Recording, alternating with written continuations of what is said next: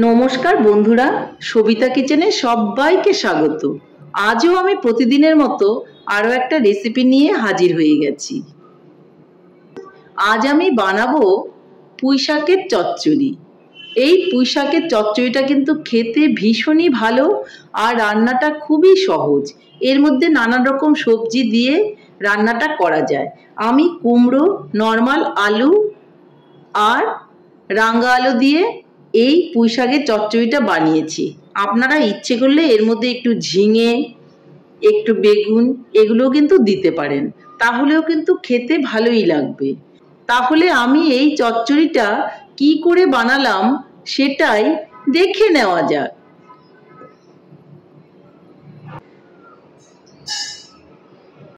আজ আমি বানাবো পুঁইশাকের চচ্চড়ি।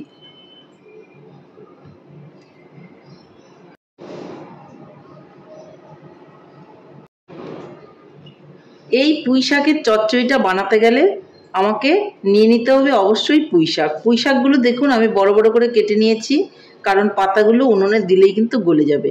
আর ডাঁটিগুলোকে মাঝখান থেকে একটা টুকরো করে দিয়েছি। নিয়েছি একটা রাঙা আলু, নিয়েছি একটা নর্মাল আলু আর কুমড়ো। এটা দিয়েই আজকে আমি এই পুঁইশাকের চচ্চড়িটা বানাবো। এদিকে আমি মিষ্টি আলু, কুমড়ো আর নর্মাল আলু এটাকে খুব ভালো করে কেটে ধুয়ে নিয়েছি। এদিকে আমি পুঁইশাকটাও কিন্তু ভালো করে ধুয়ে নিয়েছি। এদিকে উনানে একটা কড়াই বসিয়ে দিয়েছি আর তাতে দিয়ে দেব তেল। তেলটা গরম হয়ে গেলে দিয়ে দেব দুটো শুকনো লঙ্কা।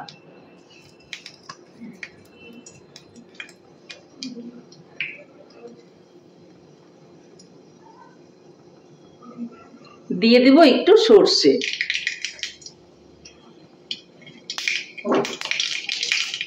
দিয়ে দেব সামান্য একটু হলুদ। এরপর আমি সবজিগুলোকে দিয়ে দেব।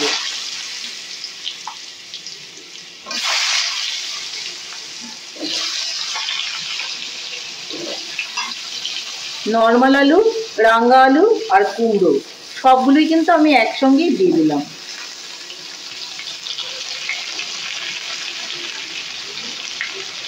একটু নাড়াচাড়া করে নেব।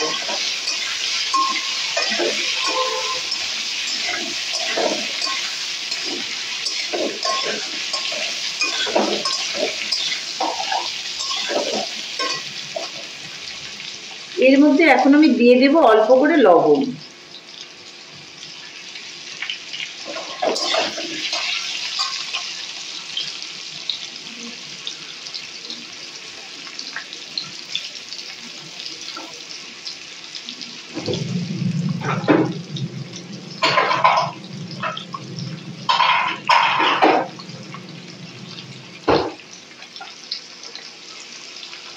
সবজিগুলোকে খুব ভালো করে ভাজার প্রয়োজন নেই, একটুখানি নেড়েচেড়ে ভেজে নিলেই হবে।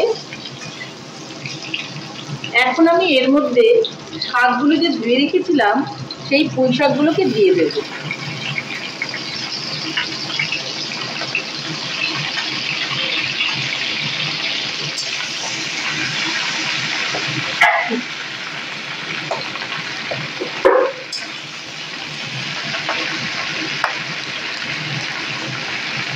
পুঁই শাকগুলোকে দেওয়ার পর আরো একটু লবণ উপর থেকে দিয়ে দেব।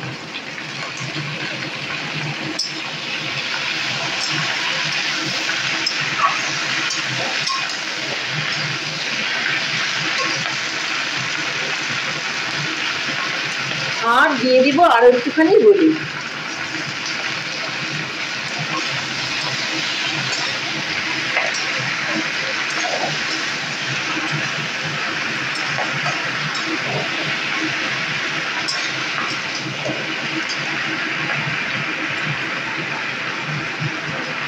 একটু নেড়ে চেড়ে একটা ঢাকা দিয়ে আঁচটাকে কমিয়ে রেখে দেব।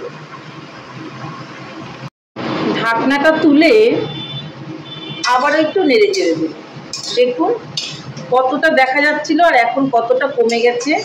আস্তে আস্তে এইভাবেই কিন্তু এটা সেদ্ধ হয়ে যাবে।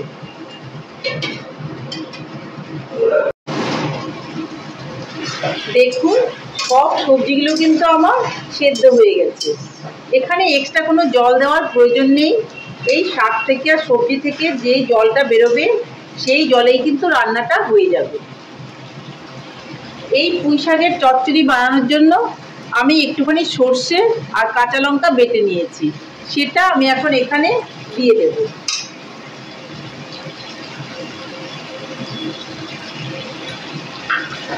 ভালো করে একটু নেড়ে নেব।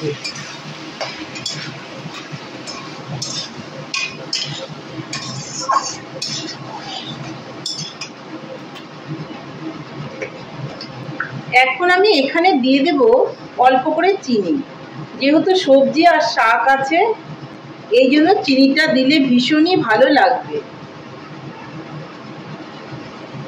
আবার একটু নেড়ে চেড়ে দেব। আর এই সময়ে একটু লবণটা দেখে নেবেন।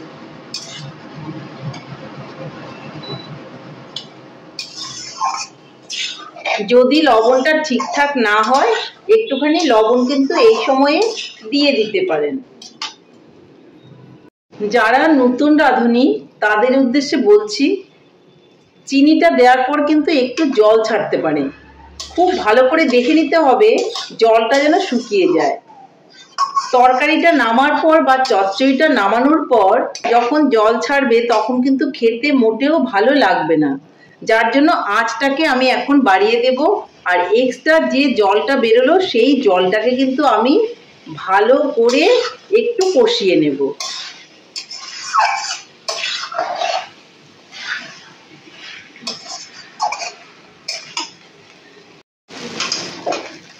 আমার রান্নাটা একদমই কমপ্লিট হয়ে গেছে। এখন আমি উনানটাকে অফ করে দেব আর চচ্চড়িটাকে নামিয়ে নেব। আমার পুঁই শাকের চচ্চড়ি ফাইনালি রেডি। তাহলে বন্ধুরা, আমার রেসিপিটা কেমন লেগেছে? আমার রেসিপিটা যদি আপনাদের ভালো লাগে তাহলে লাইক, শেয়ার, কমেন্ট করতে ভুলবেন না। আর আপনি যদি আমার চ্যানেলের নতুন বন্ধু হয়ে থাকেন তাহলে চ্যানেলটা সাবস্ক্রাইব করার অনুরোধ রইল। পাশে থাকা বেল আইকনটি প্রেস করে রাখুন আমার নিত্য নতুন রেসিপির আপডেট পেতে। তাহলে আর দেরি না করে বাড়িতে ঝটপট করে এইভাবে পুঁই শাক চচ্চড়ি বানিয়ে ফেলুন আর সবাই মিলে গরম ভাতের সঙ্গে খান, দেখবেন ভীষণই ভালো লাগবে। নমস্কার, ভালো থাকবেন, সুস্থ থাকবেন। আবার দেখা হবে আরও একটি রেসিপির সঙ্গে।